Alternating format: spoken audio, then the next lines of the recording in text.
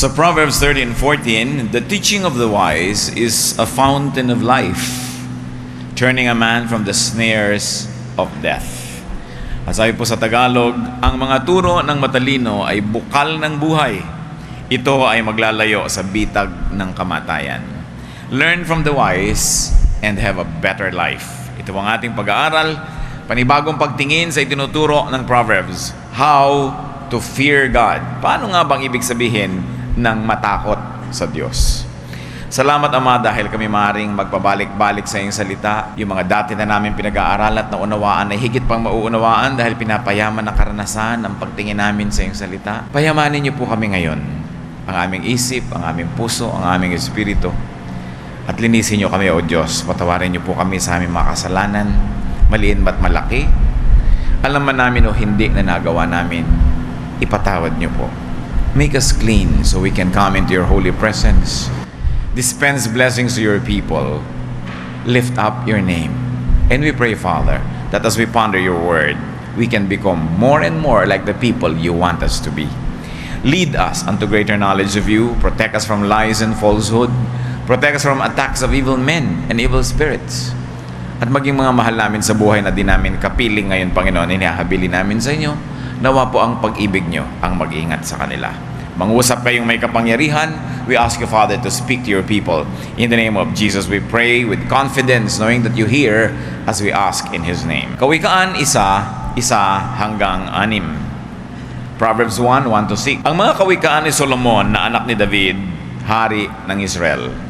Sa pamamagitan nito, ang tao ay magtatamo ng karunungan at pangunawa sa mga salitang puno ng aral sa buhay.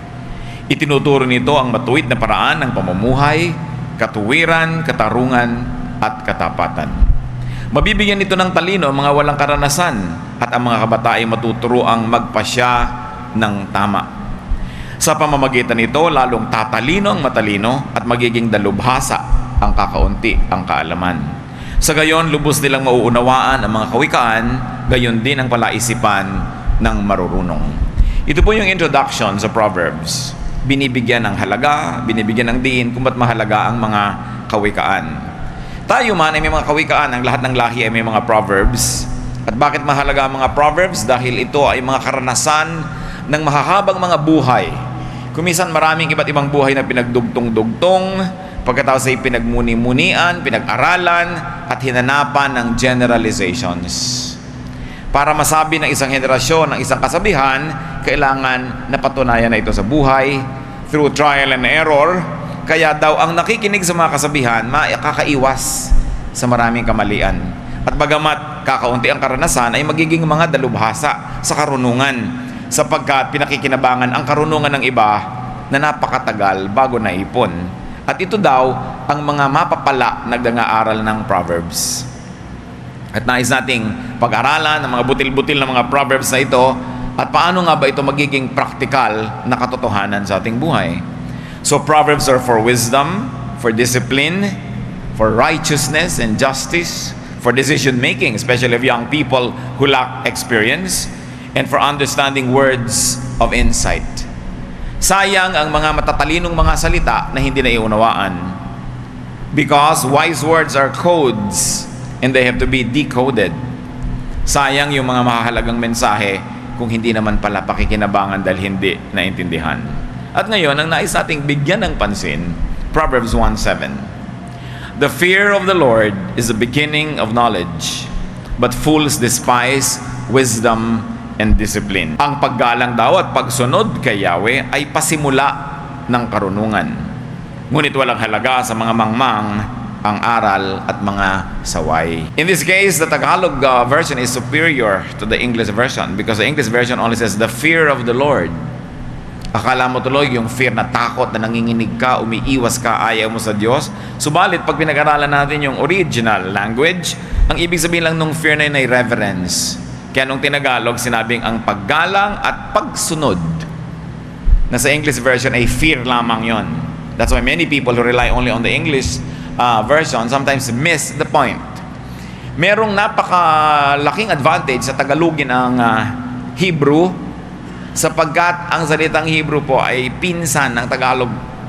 marami silang mga similarities, marami silang paraan ng construction na magkamukha, at maraming madaling pagkaunawaan kung sila ang nagtatalastasan, Hebrew and Tagalog, kesa sa English. Kaya napapansin nyo siguro, mas madalas tayong gumagamit ngayon because finally, I found a Tagalog version that is very, very faithful to the Hebrew and even to the Greek, and superior to the English renditions, at least most of the English renditions. So what is the foundation of knowledge? Kung sinasabing let's start from the very beginning, if you're going to read ABC, if you're going to sing Do, Re, Mi, pero kung magiging matalino daw ang tao, ang umpisa niyan is fear of the Lord. And remember, when we say fear, we don't mean yung cringing in fear, yung nanginginig ka sa takot, iniiwasan mo, ayaw mo.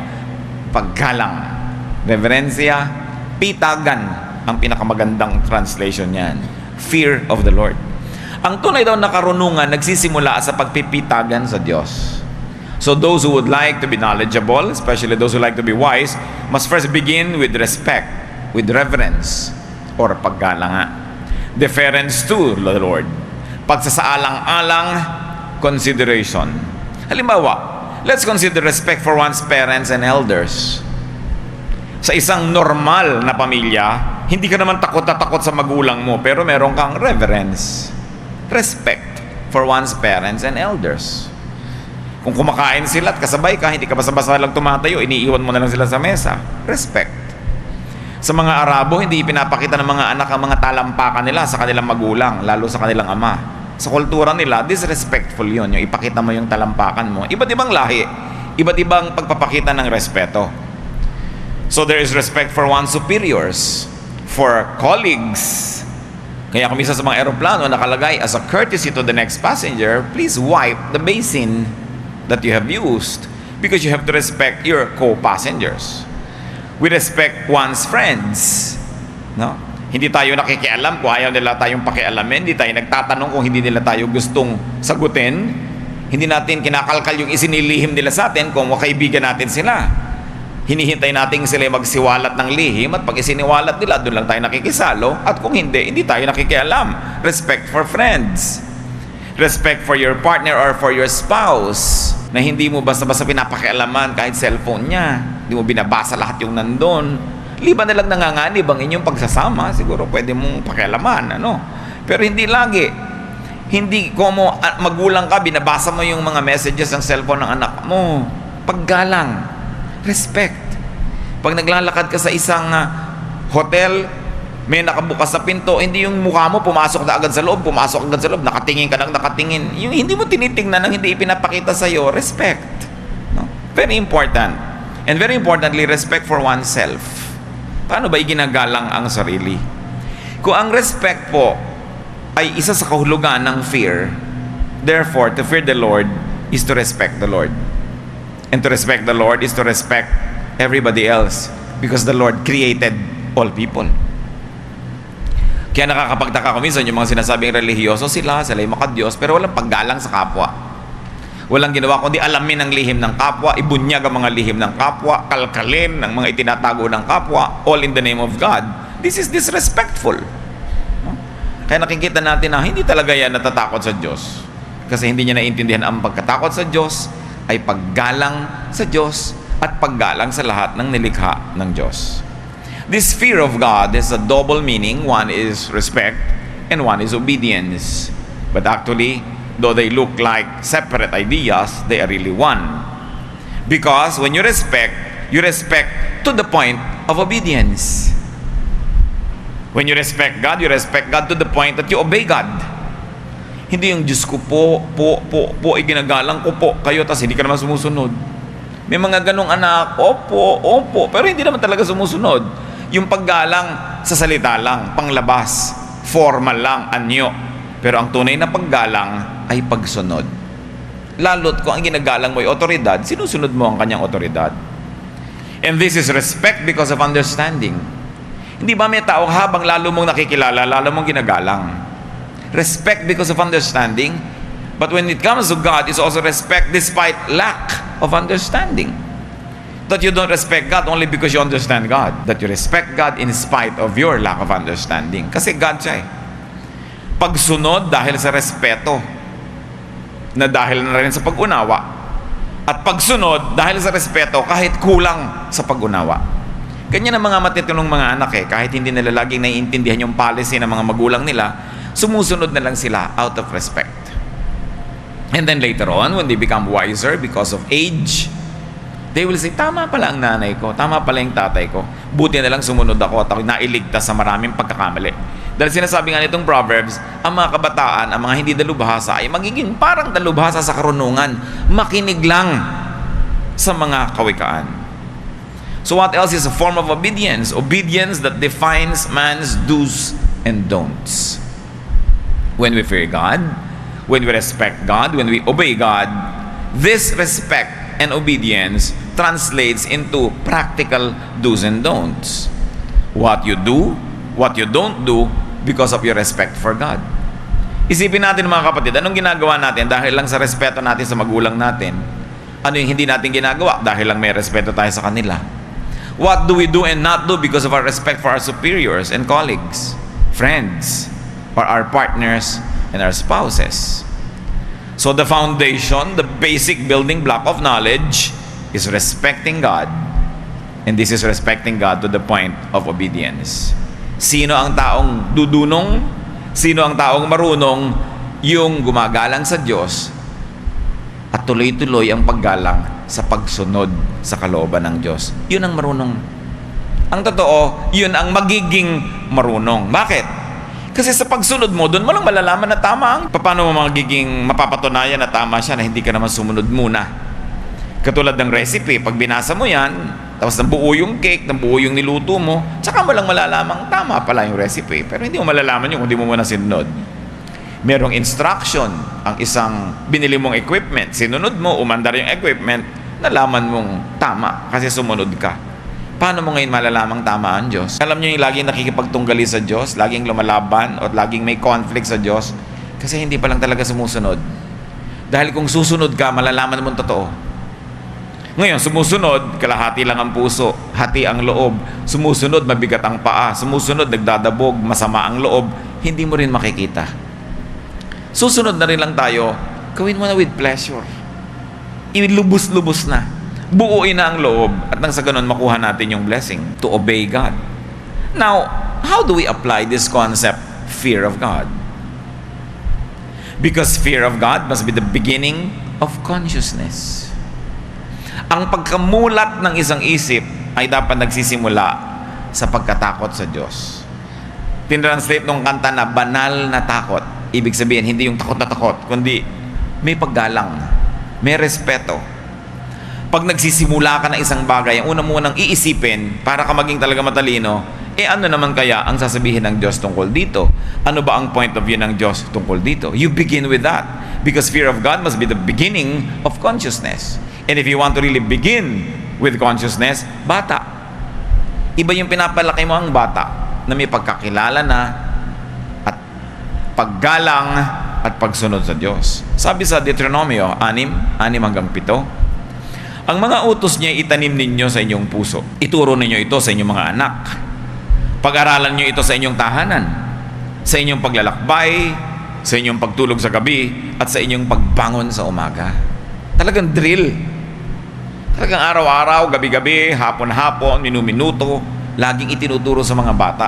Kasi iba pag nauna sa isip ng bata ang pagkakilala sa Diyos. Nandun ka na, nauna ka na. Paano ka papapalitan ng iba? Maligaw man ang batang ito, konti lang. Madapa man yan, babangon din agad. Magkamali man, matutuwid din kasi nauna yung tama Kawikaan 22:6, ituro sa bata ang daang dapat niyang lakaran. At hanggang sa paglaki, di niya ito malilimutan. Kung itinuturo natin sa bata ang mga tama, especially the first 7 years, if you like to extend it, the first 10 years, panalo ka na. Wala na makakaagaw sa batang yan. Dahil nauna ka na Para rin yung pagmamahal, kung minsan, di ba? Kung sino yung nag-alaga, yun ang mahal. Kung minsan, hindi nga yun ang biological parent, pero hindi nagpalaki. Sumulpot man yung biological parent galing sa ibang planeta, hindi na niya maaagaw ang pag-ibig ng batang ito. Kasi nauna ka na So ano ngayon ang mangyayari pag inuna mo yung pagkakilala sa Diyos, the fear of God, the respect for God, obedience to God? Hindi ka na dapat mag-alala. ano kaya ang gagawin ng anak ko pag nag-high school siya, pag nag-college siya, pag tumanda siya. Nakatanim na yung salita ng Diyos eh. Siyempre, maganda kung may follow-up, maganda kung patuloy itong napapalago. Pero yung gumawa ng tamang assignment, itinuro ang tama sa bata sa simula pa lang, yan ang nakakapag-relax pagtanda. Pero yung mga tamad na magturo, no? Hindi nagturo ng nagturo, yan ang hindi makakapahinga. Matanda na lang yan. Hanap pa ng hanap sa mga anak, sa mga presinto, sa morgue, sa ospital, sa mga sementeryo. Dahil hindi na una ang turo. Sa inyo na magpapalaki pala ng mga bata, unahan. Pero huwag yung laging, huwag kang iinom ng coke, magagalit si Jesus. Yung mga katamaran ng pagpapaliwanag kung ba't hindi siya nyo gustong painumin, sinasangkalan lagi ang Diyos. Ayan, magagalit ang God. Pag may pastor, magagalit si pastor, huwag kang kumain ng ganyan. Yung panakot, no? Ang mga tao, panakot ang Diyos, panakot yung pastor, panakot yung mga religious leaders. It's the wrong way to approach this. Because people equate God and people equate things that are belonging to God with fear. Alam niya, mga tamad na magulang yan. Pastor, pagsabihin mo nga ang anak ko, at tikas-tikas ng ulo niya, ikaw kasama nung lumaki, ba't ako pagsasabihin mo dyan? It only tells me how lazy you are na magturo. Di ba? May mga magulang nakakapanliit kung pwede lang akong mag-disappear. Kaharap yung bata, Pastor, ang tikas ng ulo niyan, pagsabihan nyo. Hindi talaga titino yung ganun bata kung ganun yung magulang. Walang tactfulness, walang diplomacy, pinapahiya yung bata. Huwag lang siyang sisisihin yung bata. Anong inaasahan mo magiging ugali ng batang ito? Kung ganyan nga yung magulang. Marami kung ganyan, gusto kong dapurakin ng sampal yung mga nanay na, ito pang anak ko, ulo na to. Ikatabi. Yung nanay ang gusto kong bigtihin dahil kakaganyan yan, di kasi marunong magpalaki. No? Sabi nga ni Balagtas, yan ay problema ng dapat magturong tamad na magulang. Unahin ang pagtuturo. And fear of God must be the standard for ideas. Fear of God must be the standard for deeds. May ginagawa ka, uunahin mo agad yung fear of God. May kinalaman ba ang Diyos sa ginagawa ko, sa iniisip ko? Pero gusto kong bigyan ng diin mga kapatid, hindi ito takot ang pinag-uusapan. Galang, respeto. Wala yung negative feeling. Awit, 111, 10. Ang pagsunod at paggalang kay Yahweh simula ng karunungan. Doon nagsisimula ang lahat. No? Kaya hindi pwedeng alisin mo yung mga salita ng Diyos sa pagtuturo. Aalisin mo yan sa equation. Pero hindi siya dapat ipinagdudot-dutan sa mga bata. Tuloy, negative ang attitude nila. Kita nyo yung mga pinag-aral ko minsan sa mga religious schools, yung mga mahihigpit na mga religious schools, talaga para mga nakawalang kabayo pagka gumraduate na sila. Kasi sobrang higpit. Sobrang nakakasakal. Mga kapatid, ang isa sa mga nagpapalungkot sa akin sobra, yung mga Bible-based, Christ-centered, evangelical Christians na nakakasakal pagkasama mo. Kakasakal. Ina-assign nila sa iyo yung values nila, no? Ipinipilit nila na ikaw maging clone nila. Kung yung behavior nila, ganitong gagawin nila, hinahanap nilang maging ganun ka rin. Everybody is an individual. Everybody was made by God in a unique way. So you cannot expect people to react to the same teachings and to interpret and apply the same teachings as much as you do and as much as you would. May mga tao, pag dumating sila, nagpapasikip ng mundo. Yung, dumating na naman itong mga born again na to. Yung bang nakakasakal. Dapat hindi tayo ganun. Kasi hindi ganun si Jesus. Lagi tayong nagmo-moralize, assigning morality to everything. You know, morality is a very personal issue. No? While we have the same God, the same Bible that we subscribe to, you must process it. And you must apply it in a way that is unique to your situation, that brings out the best in you and brings out the best in situations. Hindi yung para tayong Diyos, yung pag dumadating tayo, judge ka ng judge. Lungkot na ganyan. Alam nyo, napakarami mga tao, dapat sana napalapit na sa Diyos kung hindi lang nakakapaso ang maraming Christians. What we must learn is to be steadfast in our sense of morality, but not to inflict it on others. Let them process their own application of these spiritual things. So kailangan, ang pagsunod at paggalang, doon nagsisimula ang karunungan. So, anong ibig sabihin yan? Gumagalang ka kay Yahweh, gumagalang ka sa Diyos. Ang Diyos nga gumagalang sa tao Iginagalang nga niya yung will ng tao, hindi nga niya iniiba yung will ng tao Hindi nga siya nang iiba ng tao hanggang yung tao willing magpaiba Tapos ikaw iibahin mo lahat ng tao sa paligid mo, papaandarin mo sa iyong tugtog, sa iyong kumpas. hindi na yan paggalang sa Diyos. Kasi, hindi na yan pagsunod sa kanyang halimbawa. Remember, fear is to obey and to follow the example of God. Halimbawa, that the king reigns, an example of a ruler, no? Some people may not respect and obey the king, but what will happen to them?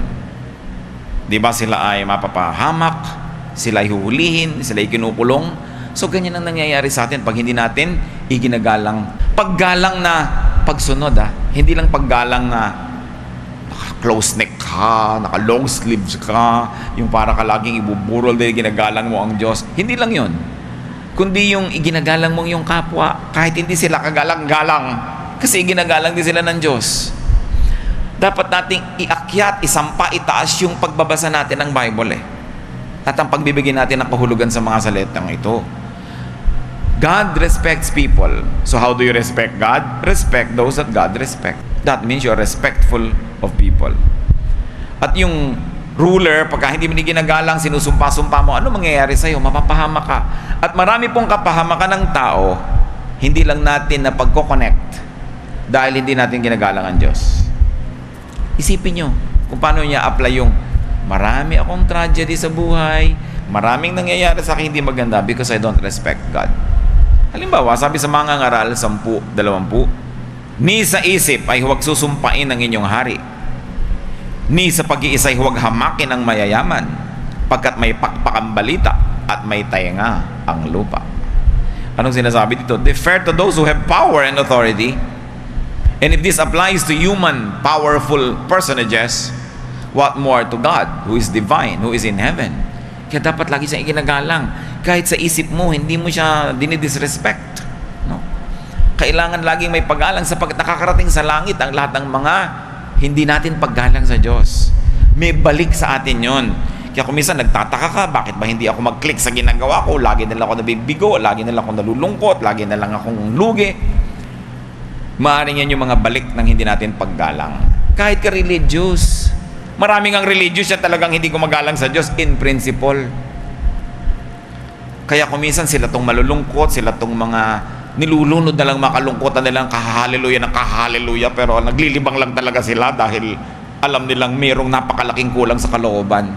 Kaya dapat talaga ang inuuna yung loob, yung totoo. At walang makakapagpaliwanag ng salita ng Diyos sa inyo mga kapatid kasing tindi ng sarili niyong pag-unawa dito. That we must graduate to the level of engaging the Word of God, finding its meaning in our own terms and applying this in our own terms so that the words of God become beneficial to us.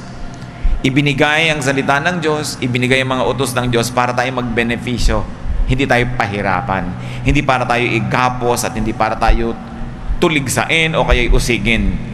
All good things come from the Father of lights. All good things come from above. And what are they supposed to achieve? Goodness for those who receive them. Kaya dapat sinusuri natin ang ating pananalig na nakabubuti, hindi nakasasama. Nakapagpapasaya, hindi nakakapagpalungkot. Nakakapagpaluwag, hindi nakakapagpasikip. Sapagkat ang lahat ng galing sa Diyos ay mabuti. Unang Pedro 2, 13 hanggang 14. Yun mga hindi nagre-respeto sa may powers. Alang-alang sa Panginoon, pasakop kayo sa lahat ng mga may kapangyarihan sa bayan. Sa emperador, na siyang pinakamataas na kapangyarihan, at sa mga gobernador na isinugo niya upang magparusa sa mga gumagawa ng masama at magparangal sa mga gumagawa ng mabuti. Again, we are being taught to defer to human authority. How much more to the divine authority in heaven? Yung otoridad na nagbibigay ng kaparusahan sa mga gumagawa ng mali at nagbibigay naman ng gantimpala sa gumagawa ng tama. Sa isip pa lang nananalo na o natatalo na ang isang tao. Sapagkat ang lahat ay nagsisimula sa isip. Ang taong nakakapagdisiplina sa paraan ng kanyang pag-iisip ay nakakalugod sa Diyos. Ang Diyos ay naghahari sa ating isip. Kung may pinaghaharian siya, bagamat naghahari naman siya sa lahat ng bahagi ng ating katawan, pero palagay ko naman mas naghahari ang Diyos sa ating utak kaysa sa ating kuko. Kasi doon talaga nabubuo ang lahat ng gagawin natin. Doon tayo nakakapag-isip, doon tayo nakakagawa ng maraming bagay. Kaya yung isip, yan ay dinidisiplina. At lagi nating tinatanong, what does God think? What does God say? Magpapasya ako, ito mga choices ko. What does God want? May pipiliin ako na direksyon. What does God want? Inuuna. Yun ang respect kayo. Ewan ko kung ginagawa nyo pa ito, pero dapat nakatira sa inyong nanay nyo. Mamamalengke kayo. Hindi nyo ba siya tinatanong, Nay, ano pong gusto nyong ulam? Respect yun eh. Hindi yung ihain mo na lang kung anong gusto mong ihain sa nanay mo. Respect. Tinatanong mo, anong gusto ninyo? Gusto ng mga matatanda, sinasangguni. No? Pero hindi mo na ba sa babaliwalayan at yan ang napakalaki ngayong heartache na matatanda. Hindi na sila tinatanong. Lalo't hindi na sila yung kumikita. Lalo't hindi na sila yung maraming alam dahil yung computer, mas marami ng alam. Pero may respeto ka. At kung may respeto tayo sa tao, may respeto tayo lalo sa Diyos. Mas madalas, nire-respeto natin yung tao kasi kitang-kitang nandyan, pero nalilimutan natin yung respect. Yung sumasangguni ka, may gagawin ka, magtatanong ka man lang, ano bang gusto niyo, Lord? Saan ba tayo pupunta? Ano ba sa mga trabahong choices na ito ang tatanggapin ko? Alin ba sa mga negosyong ito ang aking gagawin? Alin ba sa mga manliligaw na ito ang aking tatanggapin? No, hindi yung gusto mo na lang lagi. Nagtatanong ka. Tapos ang nagtatanong ay naliligtas sa napakaraming kamalian. Ngayon, kung sabihin mo, nagtatanong ka lagi sa mga religious leaders, hindi naman lagi ang sinasabi ng establishment, yun ang sinasabi ng Diyos. What the religious establishment say is not always what God says. Kaya, sinusuri mo rin yan. Sasabihin kasi natin, bakit ganun? Ang religyoso ko. Masunurin ako sa lahat ng utos ng simbahan, pero ba't hindi ako masaya? O bakit miserable ako? O bakit parang may kulang? Kasi hindi naman lahat na itinuturo ng religion na yun talagang gusto ng Diyos. Kaya ang pagtuligsa na lang ng Panginoon sa mga religious leaders, ganun na lamang. At paulit-ulit ko yung sinasabi. Paulit-ulit. Sasawa na nga siguro kayo niyan. Pero kasi kitang-kita ko mga kapatid na isang napakalaki magpahirap sa tao, reliyon. Hindi yan masama. Maganda nga yan. Pero dapat yung reliyon nakasang-ayon sa kalooban ng Diyos, hindi lang doon sa convenience ng mga leaders, sa convenience ng social engineering, sa convenience ng peace and order, that many individuals are sacrificed. Hindi na iginagalang ang individual for the sake na lang of order. Ganon. Maraming ganyan eh, di ba? Pagka for the sake of order o lahat papakainin, magkakamukha na wala ka nang pake kung merong allergic ito, hindi niya ito pwedeng kainin. Yung isang tao ayaw niya ng gano'n na pagkain, wala ka na doon. Basta nag-serve ka sang lahat, o maayos na, pakakain tayo ng 7, 7:30, tapos na. Tapos, di ba ganyan sa mga camp, ganyan sa mga retreat, tinatanong ka ba, allergic ka ba sa bagoong? Gusto mo ba ng ganito? Ang gusto mo bang butter, matigas o malambot? Anong bang gusto mong tinapay? Hindi ka natatanongin. Yung talagang parang batong pandesal doon at yung mantikilyang kasing nipis ng hangin, yun na kasi camp. Kasi ang iniisip ng camp organizers, kailangan 6 magpakain para 6:30 tapos na. Ganon. Ikaw naman gusto mong tulog ka pa hanggang 6:30. Hindi pwede. Gising na kayo lahat. Naintindihan niyo ako mga kapatid na yung pangkalahatan, bihirang effective sa individual yun eh. And when you look at Jesus, Jesus always paid attention to the individual. Baka naman mag-camp tayo, humingi kayo ng mga kapretsyo nyo, ha? Example lang yun. Ganun talaga pag-camp, lalo't mura, no? Wala nang masyadong individualization ang mga serving. Pero, paandarin nyo yung imagination nyo. Ganun ang society. No parking, kahit na ikaw lumpo, hindi ka makapark dyan, buti sa mga advanced civilizations, ginagalang nila, pwede ka mag-park kung ikaw ay medyo physically challenged, no? Pag sabing ganito yan, wala silang pakialam sa'yo. Basta sumunod ka para madalian yung mga namumuno. Ganon din sa church. Para lang madali ang buhay ng mga namumuno. Ganito, ganyan, ganyan, ganyan. Hindi ganon si Jesus. No?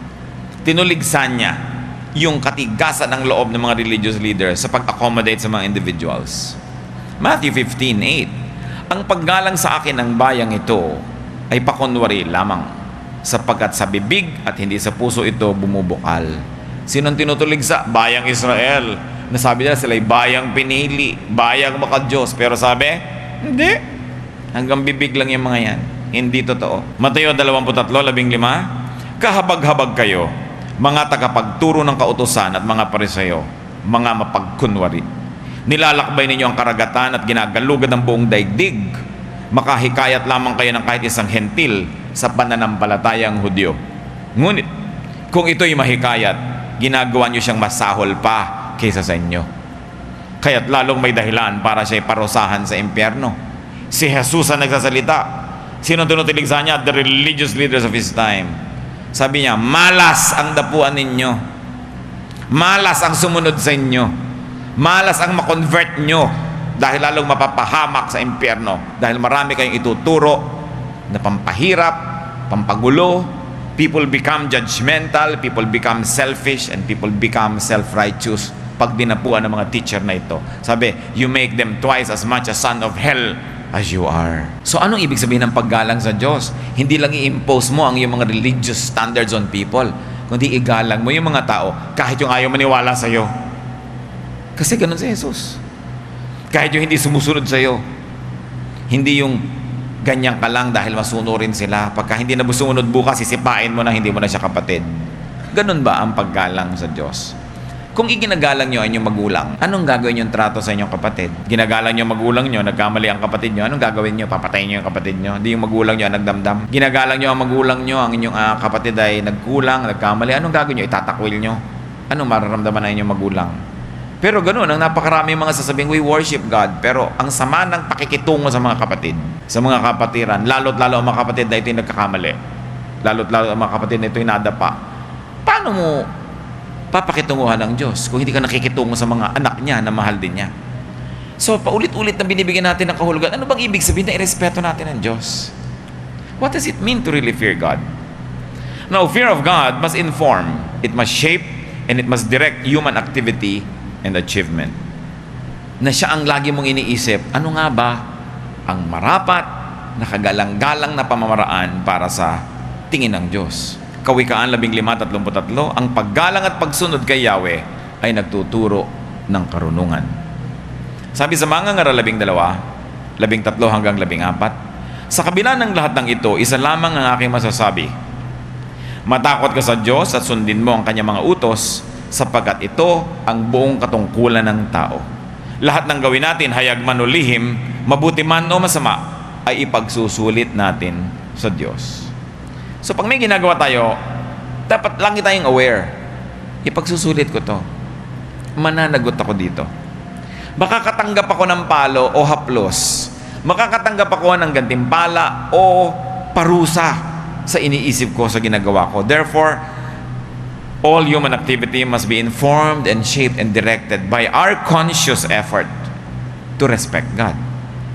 Be wise. Respect God.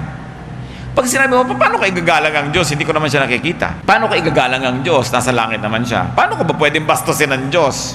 Diba? To respect God, and you don't know how to do it, because many of us don't know how to do that because God is invisible, just respect God's creation. Diba? Ginagalang mo ang asawa mo, nagluto. Paano mo ngayon itatrato yung niluto niya? Igalang mo rin. Kahit minsan ka walang lasa. Diba? Pero igagalang mo dahil ginagalang mo yung gumawa.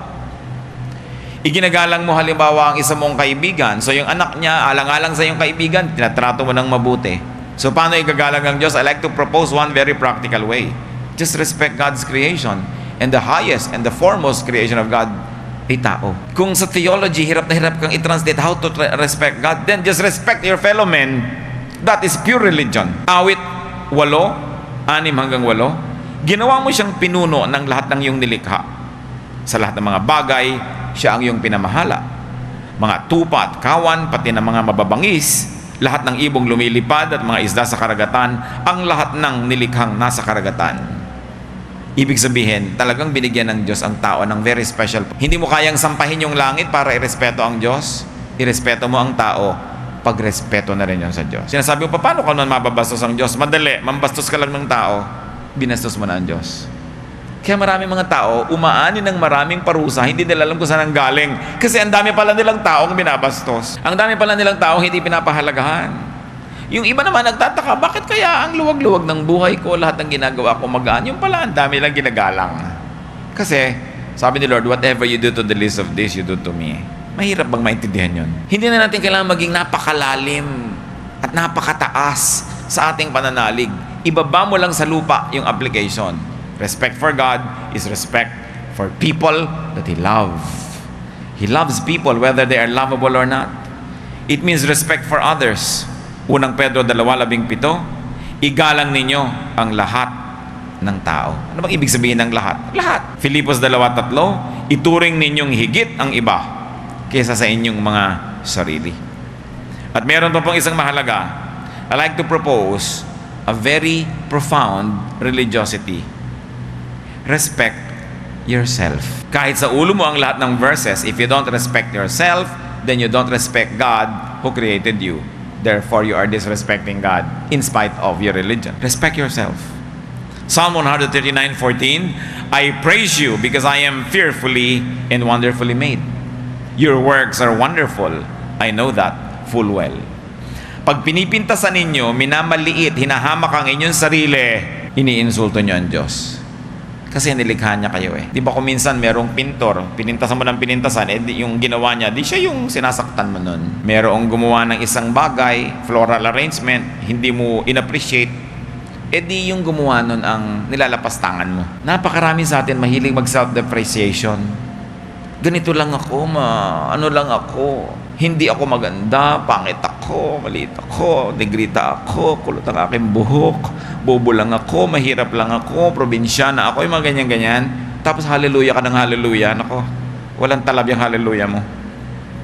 Iniinsulto mo ang sarili mo, tapos puri ka ng puri sa Diyos. Hindi mo alam, bastos mo lang sa Diyos doon dahil ginawa ka, tapos pinipinta sa yung sarili mo, tapos hallelujah ka ng hallelujah. Walang talab yun. Mamamalat ka lang. Huwag naman, good morning myself, you are beautiful. Hindi naman gano'n, ano? Dahil sobra naman sa kabilang dulo. Pero humanap ka ng maipupuri na ipagmamapuri at ipagmamalaki at ipagpapasalamat ako sa iyong sarili kasi hindi ka naman isang malaking pagkakamali ng Diyos. Madalas lang sinusukat natin ating sarili sa panukat ng iba, sa panukat ng advertising, sa panukat ng kung ano-anong standard. Kaya tuloy tayo lumulungkot. Sukatin mo ang sarili mo sa panukat ng Diyos. Nilikha kang ganyan, hindi ka mistake. At habang hinahanap mo yung lugar mo, habang ina-appreciate mo kung sino ka, kung ano yung talent mo, doon mo lang mahahanap ang tamang lugar mo sa mundo. Doon ka magiging mahalaga, doon ka sasaya, at doon ka magiging mabunga. 1 Corinthians 6:19, hindi ba ninyo alam na ang inyong katawan ay templo ng Espiritu Santo na nasa inyo at ipinagkaloob ng Diyos sa inyo? Hindi na ninyo pag-aari ang inyong katawan. So, ibig sabihin, kahit ikaw, wala kang right na sirain yung katawan na yan. Kahit ikaw, wala kang right na yan ay maliitin sapagkat yan ay tahanan ng Espiritu ng Diyos. To respect yourself is to respect God. To respect yourself, therefore, is to be wise. So, diyan tayo ngayon mag-focus mga kapatid, di ba? Respect God. Na ngayon, sinabi na natin, respect for God is respect for self, among many things. So, do not degrade yourself for many reasons. One is for desire. Do not degrade yourself because of your desire for things. Huwag ninyong papabayaan mga kapatid na hamakin ninyo ang inyong sarili dahil lang sa inyong mga gustong makamit, mabili, maging inyo, makamkam, maangkin. Maraming mga tao, magkaroon lang halimbawa ng kotse, nagpakahamak-hamak na. Makuha lang yung mas malaking mana, nagpakababa-baba na ng pagkatao, pati mga sariling kapatid, kinakatalo na. Makamit lang yung hinahangad, ibinaba na ang sarili sa putik, hinamak na ang kanyang sariling dangal. Tapos things lang yung ipapalit mo. Sabi sa Mateo 6:26, masdan ninyo ang mga ibon, hindi sila nagtatanim ni umaaniman o kayo nagtitipon sa kamalig. Ngunit pinapakain sila ng inyong Ama na nasa langit. Hindi ba't higit kayong mahalaga kaysa mga ibon?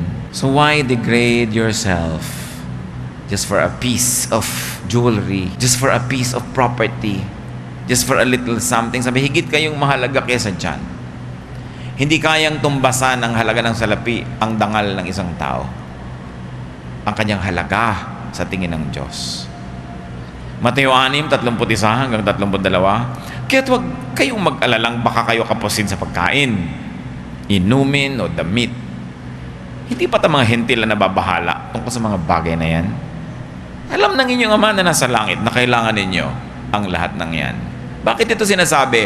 Kasi sa pag-aalala ng tao, marami rin siyang sinusuot na pagpapakababa. Sa kanyang mga insecurity, sa kanyang mga worries, hinahamak-hamak din niya ang kanyang sarili sa paghahanap niya ng security, sa paghahanap niya ng sagot sa kanyang mga pangangailangan. Sabi, mga ibon, yung mga insekto, pinapakain ng Diyos. Kayo pa ba? Hindi pa ba nyo naintindihan kung gaano kayo kahalaga sa Diyos? Kuminsan, di ba? Meron ako nabasa sa Reader's Digest, isang ina, Mahal na mahal niya yung anak niya, halos hindi pa dapuan sa insekto. Ito namang anak talagang naglayas. Nawala ngayon, nakuha siya ng mga masasamang tao, ginawa siyang prostitute, nakagapos siya doon, ginagahasan na kung sino-sinong tao, halos hindi pa kainin, halos hindi makakaligo. Anong pagbasag sa dibdib ng isang magulang na ang mahal na mahal mong anak, halos itangi mo't idambana, ay ginaganong-ganon ng iba? Diba? Ngayon, nararamdaman din yun ng Diyos pag ginaganon natin sarili o nang gaganon tayo nating kapwa. Sapagkat ang bawat tao ay tinatangi ng Diyos. All our theology will mean nothing if we don't love people genuinely. Whether they are lovable or not, whether they conform to our religious standards or not. No? Love is what Jesus exemplified. Yung paghahangad, nakakapagpababa yan. Hindi ko na kailangan explain sa inyo. Isipin niyo lang mga kapatid, ang mga sarili niyong paghahangad na nagmukha kayong cheap. No? Dahil lang interesado kayo. What you do not covet cannot enslave you. Sino ang taong malaya? Yung hindi naghahangad.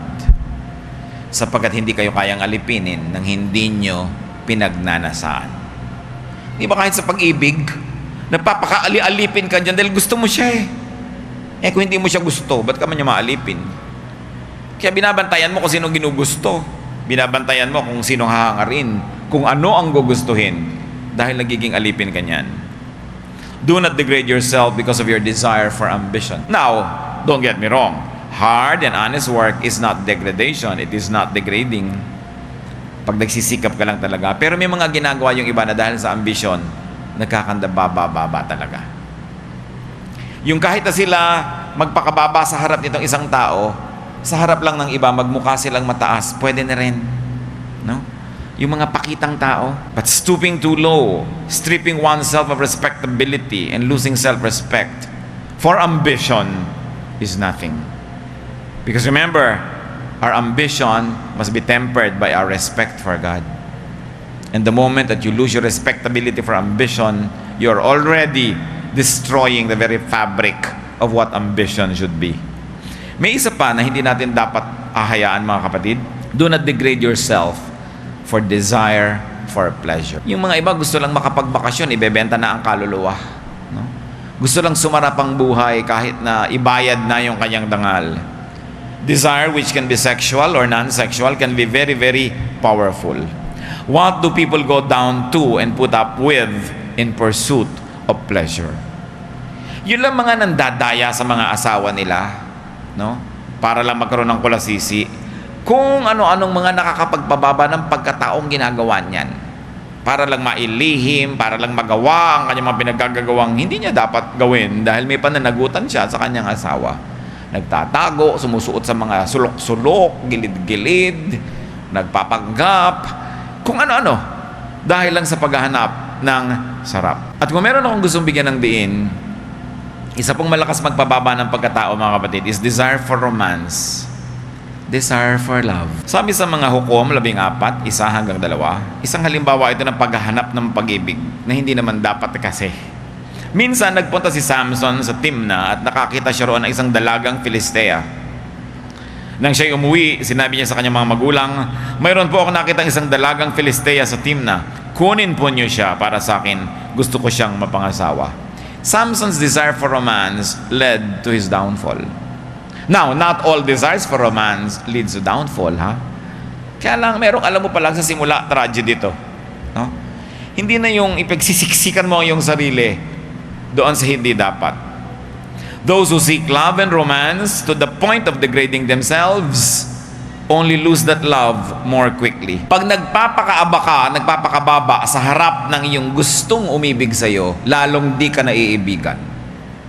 Learn. Kung bakit ganun, pag mahal na mahal mo, talagang kung ano-ano, nagiging clown ka na, nagiging payaso, kung ano-ano, pinaggagawa mo sa sarili mo para ka lang mapansin, pero lalo ka lang pandidirihan. Kasi alam niyo yung paghabol sa isang taong ayaw sa'yo, kakadiri ka lang nun. Wala kang mapapala. Tatakbuhan ka lang. Masakit sa mga umiibig pero makinig kayo. Kung ayaw sa inyo, pasensya kayo, huwag nyo habulin. Wala kayong magagawa para kayo magustuhan. Kasi yung pag-ibig tumutubo ng bukal, kusa. Kung nagsisirko-sirko ka, lumululong ka ng libu-libong karayo, bumubuga ka ng mga lahar para ka lang magustuhan, lalo ka lang lalayuan. In romance, especially if you are not loved anyway, or if you are not loved as much as you are loving, you only lose your glow when you love too much. You only lose your glow when you give too much. Because the beauty of love is in the unseen. The thrill of love is in not giving everything. No? Kaya mga bigay na bigay para ka lang maibig, talagang kukunin lahat at bukas hindi ka pa rin ibig. Lugi ka lang lalo. No? Mahihirapan ka lang na naibigay mo na lahat. Huwag ka na magbigay, nahirapan ka rin, may natira sa'yo. In other words, respect yourself, even in terms of love and romance, because it's the only way to be respected in turn. It's the only way to keep something for yourself if you don't get respected in the first place. Maraming nagkakamali kasi nabubulagan ng isip pag umiibig na. Pag ayaw sa'yo, kahit anong gawin mo, ayaw. Kung hindi ka gusto, huwag kang maghabol, lalo ka lang tatakbuhan. Ngayon, kung hindi ka mahal, huwag kang paselos-selos, lalo ka lang nakakainis nun. Ang pagseselos ay masarap lang kung mahal mo yung nagseselos. Pero kung hindi mo mahal yung nagseselos, gusto mo siyang ilibing ng buhay. Bago kayo ilibing ng buhay ng pinagseselosan nyo na hindi na kayo mahal, tanggapin yung katotohanan. Lalo hindi nyo asawa. Siyempre, kung asawa, meron kayong right magselos. No? Pero yung girlfriend lang kayo, selos kayo ng selos, alam nyo na ayaw kayong puntahan, text ka pa ng text. Paramdam ka naman. Ayaw na nga magparamdam. May gusto mo pa magparamdam. Padala ka na ng padala ng load, hindi ka pa rin tinetext. Hindi mo ba naiintindihan yun? Kailangan pa bang i-memorize yan? Yan ang sinasabi natin, huwag ka magpakaaba kasi anak ka ng Diyos eh. Kasi may halaga ka. May magpapahalaga sa'yo. Hindi ka pinapahalagahan ito. Huwag mo ipandutan ng sarili mo dyan. Dahil lalo ka lang bababa yung value. Dinagdagan mo, lote, may mana akong lote. O may kotse. Ang dami mo na idinagdag, ayaw pa rin. Diba? Susunod mo, teka muna, mali ito. Magtitira dapat ako sa sarili ko. Para pag dumating yung tamang tao, meron pa siyang abutan. Diba? Mahirap na wala na siyang inabot. Nasalagtakan na, wala na. No? Kung hindi ka mahal, huwag mong ipagpilitan. So, masakit po yan. Oo nga, pero hahabol-habol ka, wala rin naman mangyayari. Lugi ka sobra. Kung ayaw sa'yo, huwag isik-pagsiksikan. This means respect for God eh. Nako-connect nyo, mga kapatid. Because God respects you. God wants you to respect yourself. Keep something for yourself. Keep the Spirit of God in you respectable and respected. Yung mga ibang magulang sabihin, bakit mo ginanyan ang sarili mo? Dala-dala mo ang ating pangalan. Nakala mo kung ano yung pangalan ng pamilya nila. Every family has a skeleton in the closet, ha? Huwag na kayong mga pamilya natin. Lahat ng pamilya may bulok. Lahat ng pamilya may lihim, may baho. Habang tinatanggap yan ng mas maaga, mas makakalaya kayo para hindi na kayo pagod na pagod ang image dyan. Lahat ng pamilya, walang perfect. Nakakalaya ka. Sabi, ay, ganyan talaga. May kapintasan kami. Diba? Talagang may lola kaming ganon, may kapatid akong ganito, yung ganito kami. Ganito kami. Diba? God is not finished working on all of us. Pero sa yung ang pamilya natin, kinaladkad mo sa kahihiyan, galit na galit dahil dala mo yung pangalan. Yung pangalan ng Diyos na dala mo, nilikha ka ng Diyos. Tapos kung saan mo kinaladkad yung karangalan na yun, di ba? Remember that you are not your own, you were bought at a price. Sabi sa 1 Corinthians 6:19, hindi ba nyo alam na ang inyong katawan ay templo ng Espiritu Santo na nasa inyo at pinagkaloob ng Diyos sa inyo? Hindi na ninyo pag-aari ang inyong katawan. Gusto mo mang ipamigay lahat yan? Hindi pwede kasi hindi naman sa'yo lahat yan eh. Kaya dapat may itinitira ka. Kahit man lang yung parte ng Diyos sa'yo, matira. Huwag mo ipamigay kasi hindi naman sa'yo yon. Kaya hindi ka mauubusan ng paggalang sa sarili mo kasi may Diyos na nakatira doon, kailangan mo igalang. Kaya hindi tayo dapat nakakalimot ng gusto. There is a part of you that is God's. There is a part of you that belongs only to God. Don't surrender it to others, no matter what. Kahit ano pang iyong emosyon. Especially to those who do not respect you anyway. Especially to those who do not respect the God in you. Why surrender everything to that person? Mangangaral 12:7, alalahanin mo siya bago manumbalik sa alabok ang ating katawang lupa at ang ating hininga ay magbalik sa Diyos na may bigay nito. May nakatanim sa iyo na sa Diyos, Kanya talaga yon. Babalik sa Kanya, hindi mo pwedeng ipamigay. Dapat laging may natitira, hindi ka naubusan. How will you understand and operationalize all of this? Fear of God, respect for God. Paano nga ba ang kahulugan yan? Ama namin sa langit, mga malalalim, matataas na bagay, tinatangka naming unawain, ipaintindi niyo, Panginoon, ng mas matibay pa. Kung papaano namin itatranslate sa pang-araw-araw na buhay yung fear God, yung respect God, obey God. Paano nga ba namin gagawin sa buhay namin yon? Magbulay-bulay tayo, mga kapatid. Hanapan natin ng mga kasagutan ng mga tanong na ito. Nang sa ganoon, lahat ng pag-aaral natin umuwi sa ikabubuti natin at sa ikatutuwa ng Diyos. Yumuko tayo sa presensya ng Diyos at mulit-muli hanapan ng kahulugan ang mga pinag-aralan natin.